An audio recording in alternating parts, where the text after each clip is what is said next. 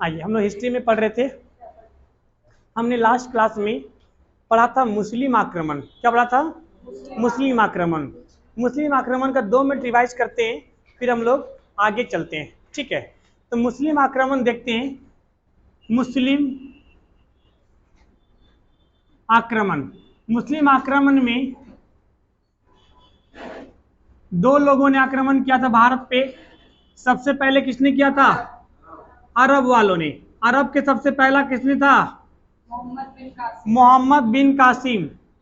मोहम्मद बिन कासिम 712 और 713। ठीक है, 2 बार आक्रमण किया था। और उसके बाद किसने किया था? तुर्क वालों ने। तुर्क वालों में से 2 लोग थे, एक का नाम था गजनवी, दूसरा का नाम था गौरी। ठीक है, क्या मोहम्मद बिन कासिम और गजनवी का मकसद भारत पर राज करना था? नहीं, कतई मकसद नहीं था, लूटना था। मोहम्मद गजनवी ने 1001 ईस्वी से लेकर के 1027 ईस्वी तक भारत पे कुल 17 बार आक्रमण किया। कितने बार किया? 17 बार। इसमें सबसे प्रसिद्ध आक्रमण इसका था 1025 ईस्वी का आक्रमण सोमनाथ मंदिर। कौन सा मंदिर? सोमनाथ मंदिर को लूटना। ठीक है, 1025 में। लेकिन इसने लूटा तो बहुत कुछ। सोमनाथ मंदिर को इसी ने ध्वस्त भी किया। उसके बाद ये चला जाता है।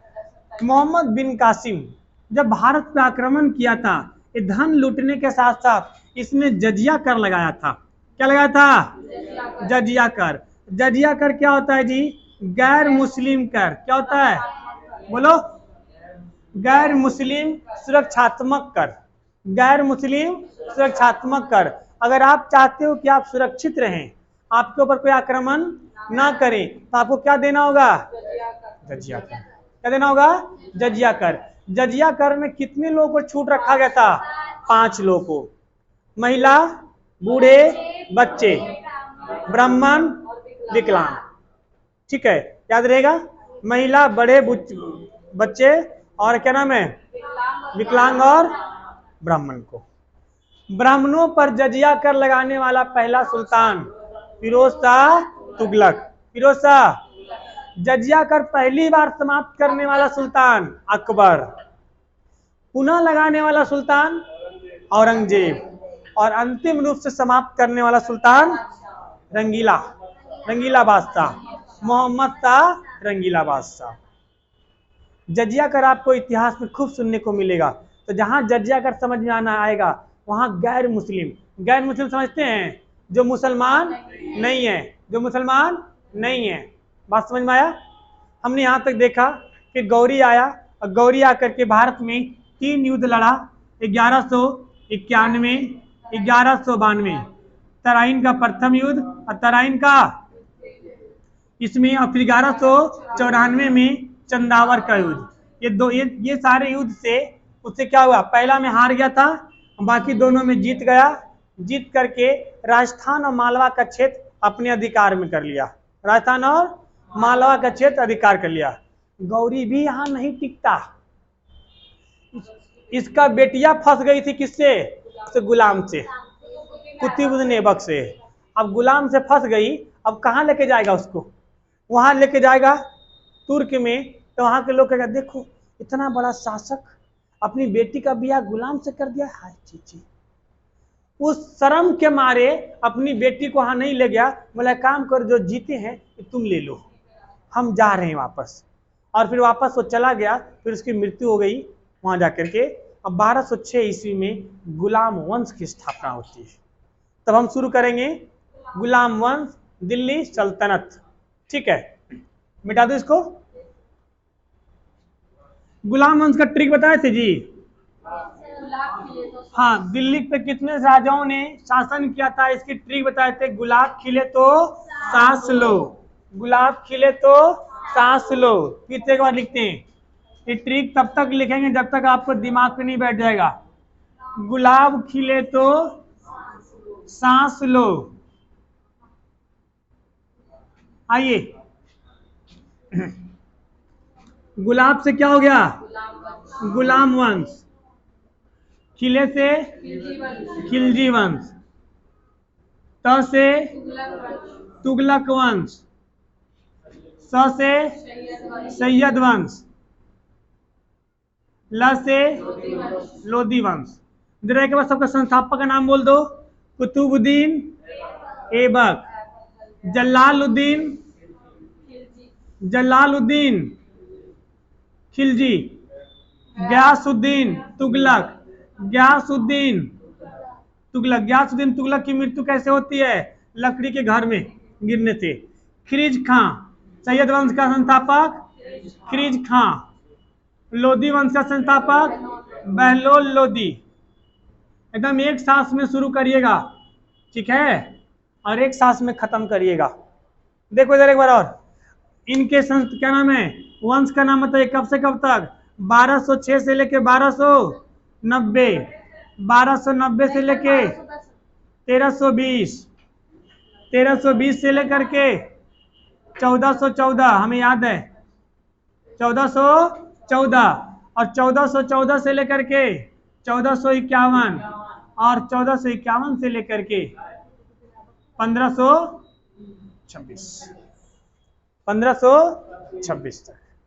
यह आपका क्या है जी? इतने राजाओं ने शासन किया, वंश ने शासन किया, और कितने टाइम पीरियड था, ये आपका एक समरी है। टाइम कुछ नहीं है, 1206 से 1290, 90 से 30 साल उसको जोड़ लो, 120, और फिर 20 से सबसे ज्यादा किसने क्या था? तुगलक वंश, 120 से लेकर के अगला 14 तक, यानी 1220 से लेकर 1320 से लेके 1414 तक, 100 साल में 6 साल का हूं। फिर 14 से लेके 51, 14 से लेके 51, अब 51 से लेके लास्ट चलेगा बाबर झाबर आएगा और मारेगा किसको मारेगा? इब्राहिम लोदी को। दिल्ली सल्तनत का एकमात्र शासक जिसने लड़ते हुए मैदान में मारा गया था, इब्राहिम लोदी। कौन था? इब्राहिम लोदी। ठीक है जी, अब लोग समझ में आ रहा है? आ रहा है। अब मिटा के पहला क्या शुरू करेंगे? गुलाम वंश। क्या शुरू करेंगे? गुलाम वंश। गुलाब खिले तो सांस लो। जल्दी से इसको छापिए बढ़िया से, एकदम रटते रहिएगा। इसको रटना कुछ नहीं, एक बार दिमाग से देख लो, ध्यान से याद हो जाएगा। ठीक है जी। डेट वाला दिमाग में बिठाना पड़ेगा आपको, या बार बार बोलना पड़ेगा। हम रोज आएंगे ना, आपको बोले सर एक बार इसको रिवीजन करा दो, रोज रिवीजन करना। एक बार हमारे जबरदस्ती शुरू हो जाना है, तो वो ना बोलते बोलते याद हो जाता है। आपको बोले आप मुझे याद करो तो याद कर लोगे रोज? नहीं, भूल जाओ तब भी नहीं। जब तक हमें देखते रहोगे अवधेश सर याद आएंगे, देखना छोड़ दोगे अवधेश सर भूल जाएंगे। देखते रहना इसको, ठीक है, इसको देखते रहना, ठीक है। मिटा दूं?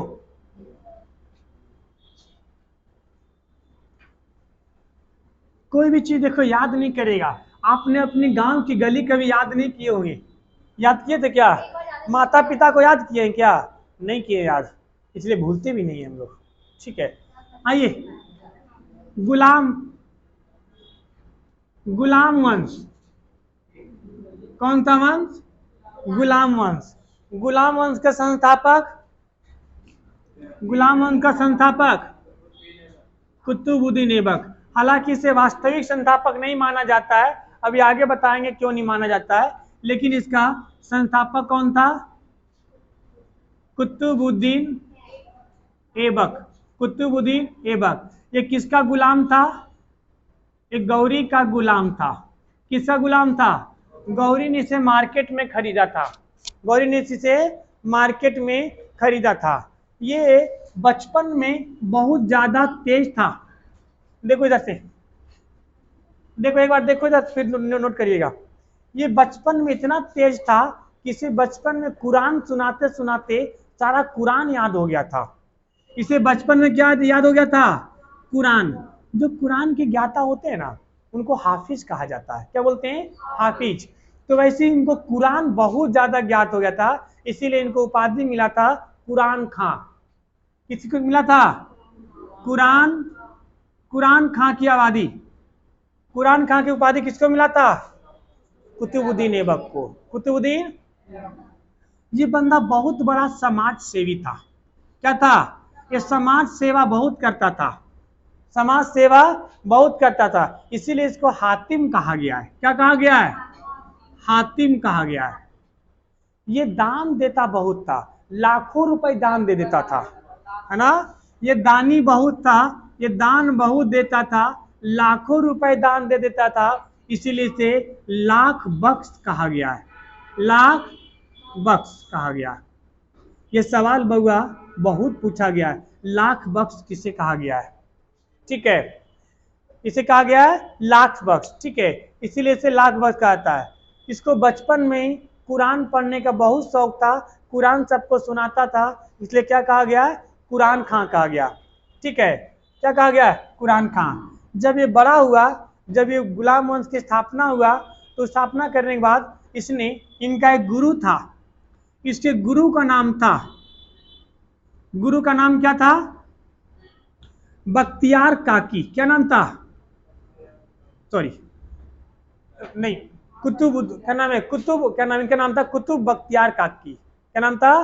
कुतुब बख्तियार काकी।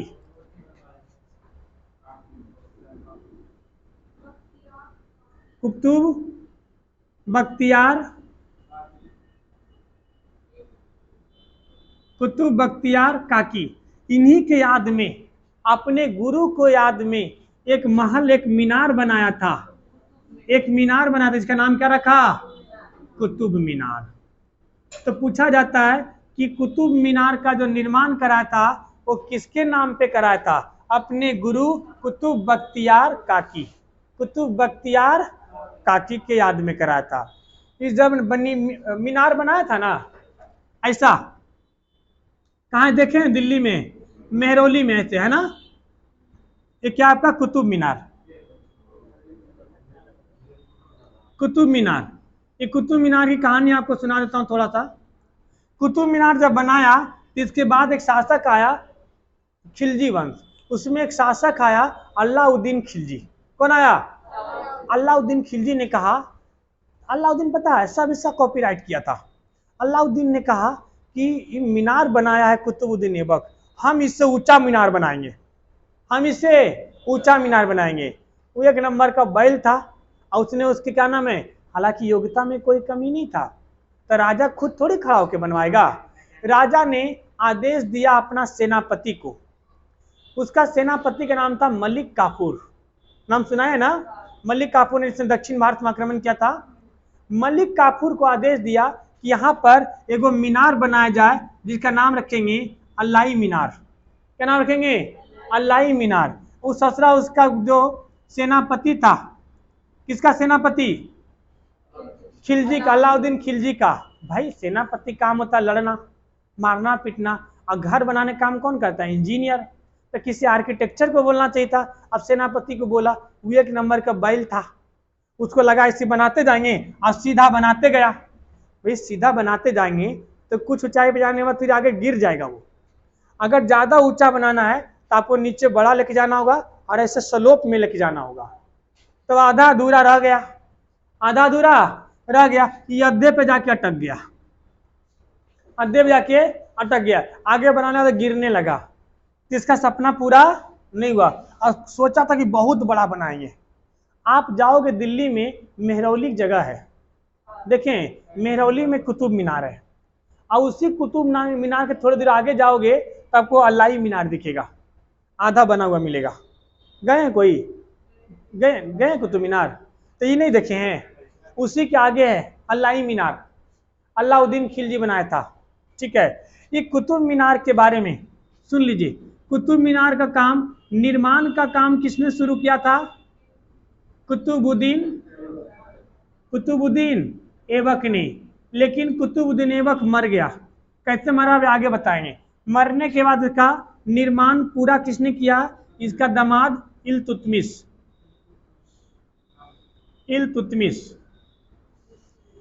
एक बार इसमें फिरोज शाह तुगलक के शासनकाल में, फिरोज शाह तुगलक के शासनकाल में इस पे बिजली गिरा था, और बिजली गिरने से नष्ट हो गया था। क्या हो गया था? कुछ टूट फूट गया था। इसकी मरम्मत किसने कराया था? फिरोज शाह तुगलक। शॉर्ट में समझ जाएंगे ना। फिरोज शाह तुगलक, FST। तो निर्माण किसने कराया था? कुतुबुद्दीन ऐबक ने। पूरा काम किसने कराया? इल्तुतमिश ने। मरम्मत किसने कराया? फिरोज शाह तुगलक, FST, फिरोज शाह तुगलक। इस ससुरे को, इसका ना एक शौक था, नवाबी शौक उसको बोलते हैं। वो खेलता था, चौगान खेलता था। क्या खेलता था? चौगान, नॉट पोलो। पोलो अलग होता है, चौगान अलग होता है। चौगान का मतलब होता है घोड़ा पे बैठ जाओ और लटक के एगो डंडा ले लो और एगो बॉल को मारो। पता नहीं कैसा शौक होता है, तो घोड़ा पर से लटक के मारो और मारते जाओ। पोलो जो होता है ना, वो पोलो क्या नाम है, गोल्फ की तरह खेला जाता है, लेकिन वो चौगान से अलग होता है। पोलो मान लो, ठीक है, पोलो चौगान एक ही मान लो, ठीक है। तो वो चौगान खेल रहा था और घोड़ा पे लटक के। चौगान कहाँ? लाहौर में। लाहौर में चौगान खेलते हुए, चौगान खेलते हुए इसको घोड़ा ने कूच दिया। कैसे कूचा? ये घोड़ा पे बैठ करके चौगान खेल रहा था, मार रहा था, पोलो खेल रहा था। अब पैर फिसला और लटक के गिर गया नीचे। और राजा का घोड़ा 55 क्विंटल भारी होता है। वो कोई सुखौड़ा घोड़ा नहीं होता है, एकदम तगड़ा घोड़ा होता है। अब गिर गया और उसको घोड़ा से क्या किया? थूर दिया। घोड़ा ऐसे कूदते रहता है, ऐसे कूदते कूदते गिरा और उसके मुंडी उंडी पे 2-4 पैर रख दिया होगा। अब ऐसे, अब बाकी घोड़ा जब खेलता था तो बाकी सब दूर में बैठल होगा, और जब तक सब लोग दौड़ा तब तक गिरा, घोड़ा कूद दिया 2 बार। कोई आदमी चूरेगा तो उसको तो मारो करे, घोड़ा को क्या करोगे? और तो 2 बार रख दिया मुंडी पे, बस निपट गया। तो घोड़ा खेलते हुए क्या हुआ? ये लंबा हो गया, क्योंकि इसकी मृत्यु हो गया। मृत्यु हो गया तो इसको लाहौर में ही दफना दिया गया था, लाहौर में ही दफना दिया गया। तो इसका मकबरा कहाँ है? लाहौर में। इसका मकबरा कहाँ है जी? लाहौर में। कुतुबुद्दीन ऐबक की मकबरा कहाँ है? लाहौर में, ठीक है। इसका एक सेनापति था जिसका नाम था बख्तियार खिलजी। क्या नाम था? बख्तियार खिलजी। हाँ जी, इधर देखो, इधर दिख रहा है ना बोर्ड में, देखो इधर। इसका एक सेनापति था जिसका नाम था बख्तियार खिलजी। क्या नाम था? बख्तियार खिलजी। इसने बिहार में गया था अभियान करने के लिए, बिहार को जीतने के लिए गया था। बिहार में छोटे छोटे राजवंश थे उस समय, ठीक है, जीतने के लिए गया। कुछ राजवंश को जीत लिया, और जीतने के क्रम में ससुरे को पता नहीं, अपनी धर्म को बहुत प्यार था और दूसरा का धर्म से बहुत नफरत था। इसने नालंदा विश्वविद्यालय में आग लगा दिया। क्या किया? नालंदा विश्वविद्यालय। इसने नालंदा विश्वविद्यालय को, बहुत सवाल पूरा था, याद रखिएगा, नालंदा विश्वविद्यालय को नष्ट कर दिया। क्या कर दिया? नष्ट कर दिया। नष्ट कैसे किया? आग लगा दिया। क्या कर दिया? बताओ, तुमको क्या दिक्कत था भाई नालंदा विश्वविद्यालय से? क्या दिक्कत था? आग लगा दिया। किसने? बख्तियार खिलजी। सवाल पूछा जाता है, नालंदा विश्वविद्यालय को नष्ट करने वाला शासक कौन था? कुतुबुद्दीन ऐबक। शासक कुतुबुद्दीन ऐबक, उसका सेनापति था बख्तियार खिलजी। सेनापति बख्तियार खिलजी, शासक कुतुबुद्दीन ऐबक, ठीक है। हालांकि कुतुबुद्दीन ऐबक का परमिशन नहीं था, क्योंकि पहले फोन फान चलता नहीं था। उसने देखा, ससुरा ये क्या है रे, यहाँ पे बौद्ध धर्म पढ़ाया जाता है, इसको नष्ट करो, खाली मुस्लिम धर्म पढ़ाया जाएगा। ऐसे क्या कर दिया? उसको नष्ट कर दिया, आग लगा दिया, ठीक है। यहाँ तक कोई दिक्कत नहीं। अब आगे इसमें देखते हैं, इसने दिल्ली में एक मस्जिद बनाया था जिसका नाम था इसको मिटा दीजिए जी, इसका नाम था कुतुल इस्लाम मस्जिद। इसको मिटा दीजिए, का नोट कर लो।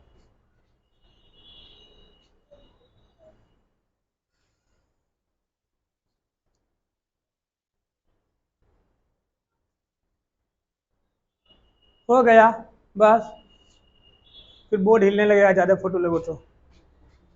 इधर आओ जी, मिटा दें इसको। सेनापति कौन होता है? हाँ जी, क्या पूछ रहे हो, बोलो। नहीं मिटा रहे उधर का, लो इधर का मिटा रहे हैं। आओ देखो इधर, समझो जी, इधर समझो। इसने इसने दिल्ली में इसने दिल्ली में एक मस्जिद बनाया था। दिल्ली में एक मस्जिद बनाया था। इस मस्जिद का नाम क्या था? इस मस्जिद का था, क्या नाम था? कुतुबुल, क्या नाम था? कुबतुल मस्जिद। कुतुबुल कुबतुल इस्लाम मस्जिद। कुबतुल इस्लाम मस्जिद। ये जब मस्जिद बनाया तो इसी मस्जिद के बाहर अलाउद्दीन खिलजी ने एक भव्य गेट बना दिया। अलाउद्दीन कुछ काम किया नहीं ढंग के था, जो कुतुबुद्दीन ऐबक करता था ना, उसी में कुछ न कुछ कर दिया, अपना नाम कमाने की कोशिश किया। तो अलाउद्दीन खिलजी ने क्या किया था? इसके एक भव्य गेट बना दिया था, एक भव्य द्वार बनाया था, जिसका नाम क्या रखा था? अल्लाई दरवाजा, अल्वाई द्वार, या फिर अल्लाई दरवाजा। ठीक है, तो अल्लाई दरवाजा का निर्माण किसने किया था? अलाउद्दीन खिलजी ने। अलाउद्दीन कहाँ गिराया? दिल्ली में कुतुबुल इस्लाम मस्जिद के आगे। ठीक है, अब देखो, इन्होंने अजमेर में, कहा जी? अजमेर में गुलाम वंश के कुतुबुद्दीन ऐबक था। ऐबक ने अजमेर में एक 2.5 दिन का झोपड़ा बनाया। 2.5 दिन का झोपड़ा। 2.5 दिन का झोपड़ा था क्या भैया? एक मस्जिद था। क्या था? एक मस्जिद था। ज़्यादा कुछ खास बड़ा नहीं है, क्योंकि मस्जिद कितना बड़ा होगा 2.5 दिन में बनेगा? तो ना तो पहले टेक्नोलॉजी था, ना क्रेन था, ना कुछ था। 2.5 दिन के ताजमहल बनने में 17-20 साल लग गया था, तो इसको 2.5 दिन में कैसा बना होगा? तो 2.5 दिन में क्या नाम है, वो बना था एक मस्जिद। जहाँ पे 2.5 दिन का झोपड़ा बना था, यहाँ पर ऐसा कहा जाता है कि इसके पहले एक संस्कृत विद्यालय था। क्या था? संस्कृत महाविद्यालय था। तो इसको इसने नष्ट कर दिया और उसी के ऊपर क्या बना दिया? मस्जिद बना दिया। 2.5 दिन का झोपड़ा, 2.5 दिन का झोपड़ा बना दिया। किसने बनाया था? कुतुबुद्दीन ऐबक ने बनाया था। ठीक है, अब इसके बाद क्या नाम है, इन्होंने, इसकी मृत्यु कहाँ हुई? लाहौर में हो गई। ठीक है, कुतुबुद्दीन ऐबक के राज दरबार में 2 बड़े रचनाकार रहते थे। 2 बड़े रचनाकार रहते थे। एक का नाम था, 2 बड़े रचनाकार रहते थे। एक का नाम था मिनहाजुल सिन्हार, सॉरी, क्या नाम था उनका? मिनहाज उल सिराज। मिनहाज उल सिराज, उस नहीं, उल कर लो। मिनहाज उल सिराज, मिनहाल उज, ठीक करना जी, मिनहाल उल सिराज, मिनहाल उल, अरे यार, मिनहाज उल सिराज, मिनहाज उल सिराज। इसने एक पुस्तक लिखा था, तबकात ए, इसने एक पुस्तक लिखा था, तबकात ए नासरी, तबकात ए नासरी, तबकात ए नासरी। और दूसरा था, उसका नाम था, उसका नाम क्या था? हसन उल निजामी, हसन निजामी, हसन निजामी। हसन निजामी ने एक किताब लिखा था, उसका नाम क्या था? हाँ, ताज उल नासरी, ताज उल नासरी, नाजरी, नासरी, ठीक कर लो, ताजुल नासरी। किसने लिखा था? हसन निजामी। और मिजालुल सिराज, इसके बारे में एग्जाम पूछा जाता है जी। मिनहाज उल सिराज किसके दरबार में रहता था? किसके में रहता था? कुतुबुद्दीन ऐबक के दरबार में रहता था। किसके में रहता था? कुतुबुद्दीन ऐबक के दरबार में रहता था। कुतुबुद्दीन ऐबक को ध्यान से सुनिएगा। अब मैं लिख नहीं रहा हूं, अब मैं बोल रहा हूं, तो जो लोग देखेंगे यूट्यूब पे, वो लिख लेंगे वीडियो पॉज करके। देखो अब ध्यान सुनिएगा, कुतुबुद्दीन ऐबक को दिल्ली का वास्तविक संस्थापक नहीं माना जाता है। इसके पीछे बहुत से रीजन हैं। पहला रीजन, जैसे जब कोई आदमी राजा बनता है तो राजा बनने के लिए राज्याभिषेक करवाता है। क्या करवाता है? उसी तरीके से सुल्तान बनने के लिए इसने अपना खिलहत नहीं पढ़वाया था। खिलहत पढ़ाना समझते हैं? एक खिलहत पढ़ाना मतलब ईरान के एक मौलवी होते थे, धार्मिक गुरु, जिसको खलीफा कहा जाता था। ईरान के धार्मिक गुरु खलीफा से खिलहत पढ़वाना होता था कि मैं यहाँ का सुल्तान बनने जा रहा हूँ। खिलहत पढ़ते थे और उनको जैसे राज्याभिषेक होता है वैसे, यानी डिग्री, क्या बोलेंगे, डिग्री। तो उन्होंने खिलहत नहीं पढ़वाया था, उसने खिलहत नहीं पढ़ा था, इसीलिए इसको वास्तविक संस्थापक नहीं मानता है। इसको दिल्ली सल्तनत का भी कई इतिहासकारों अंग नहीं माना है। काहे भैया? इसका राजधानी कहाँ था? लाहौर। राजधानी कहाँ था? इसके बाद अब जितना भी देखो, इल्तुतमिश देखो, रजिया सुल्तान देखो, इन सब का राजधानी कहाँ था? दिल्ली। कहाँ था? दिल्ली। तो इसको काउंट नहीं करते हैं, लेकिन चूंकि गुलाम वंश में आगे सब आएंगे, वो दिल्ली अपना राजधानी मैक्सिमम का दिल्ली रहा है, आगरा भी आया है, फतेहपुर सिकरी भी गया है, ठीक है, घूमते रहा है राजधानी, लेकिन ज़्यादातर राजधानी कहाँ रहा है? दिल्ली रहा है। तो इसको दिल्ली सल्तनत कहा जाता है, इसको छोड़कर। लेकिन आप एग्जाम में ऐसे नहीं मारेंगे। जब बड़े बड़े एग्जाम पीछे सब दोगे, जब वहाँ रिटर्न लिखने की बात आएगी, तब वहाँ पे लिखोगे कि इसकी राजधानी लाहौर में था, जिसके लिए इसे दिल्ली सल्तनत का कुछ इतिहासकार अंग नहीं मानते, परंतु इसे दिल्ली सल्तनत में गिना जाता है। ठीक है, ऐसे कुतुबुद्दीन ऐबक को गुलाम वंश का वास्तविक संस्थापक नहीं मानते हैं। इसका अगला आएगा इसके मरने के बाद। मरने के बाद कौन आएगा? इसका दामाद इल्तुतमिश। कौन आएगा? इल्तुतमिश। क्या आएगा? देखो इसके मरने के बाद इसका क्या नाम है, बेटा बनेगा आराम शाह। वो एक अयोग्य शासक था। क्या था? अयोग्य शासक। जिस समय वो आराम शाह बनता है, उस समय इल्तुतमिश लाहौर में था, और ये आराम शाह अपने आप को राजा घोषित कर लेता है। ठीक है, तो इधर से इल्तुतमिश जाता है और दोनों में युद्ध होता है और उसको मार देता है। किसको? आराम शाह को। तो आराम शाह का पीरियड 2-4 महीना का था, उसे इग्नोर कर दो। ठीक है, तो ऐबक के बाद कौन आएगा? इल्तुतमिश। कौन आएगा? इल्तुतमिश। अगला शासक इल्तुतमिश। इस पे कल डिस्कस करेंगे, मेरा सर दर्द कर रहा है। ठीक है, इल्तुतमिश की बात करेंगे कल, और रजिया सुल्तान आएगी कल। आपका गुलाम वंश खत्म हो जाएगा। ठीक है, हाँ जी, क्या मेन रजिया सुल्तान तक ही चलेगा, क्योंकि इसमें फिर ज़्यादा योग्य शासक जो आएंगे उसी को हम ज़्यादा ध्यान देके पढ़ेंगे। हालांकि 1290 तक चलता है। ठीक है, तो हम लोग इसके आगे कल करेंगे, और सभी लोग रिवीजन करते चलेंगे पुराने इतिहास को। ठीक है, तभी समझ में आएगा।